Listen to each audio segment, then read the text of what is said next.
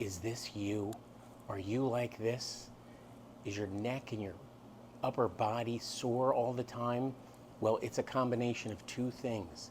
The front of you is all tight and bent forward, and the back of you is all stretched out and weak.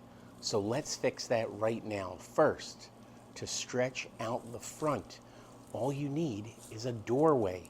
If your house has a doorway in it, that's what you're going to use. You're going to do a doorway stretch, and it looks like this. You're going to put your hands on either side of the door jamb. You're going to put one foot in front of the other, and you're going to slowly lean through the door. Now, I really don't care where your hands are. Your hands can be high, your hands can be low. I don't care how far apart your hands are. It can be a narrow doorway, it can be a wide doorway. It doesn't really matter. What does matter is that you have one foot in front of the other so that you're not hanging too much on your chest and shoulders. You're controlling the stretch and you're not bouncing.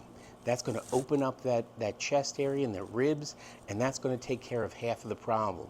Now, what about those muscles in the back? What can we do to strengthen those out?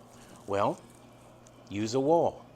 If you have a wall at home, you can do this exercise. And what I want you to do is I want you to do what I call a half stick 'em up.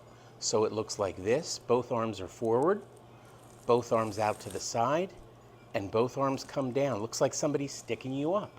So drop your hands forward, back, and down. If you have a trick shoulder, it's okay. If your shoulder bothers you, it's okay. You're not stretching it out too much, but you're strengthening those muscles in between your shoulder blades.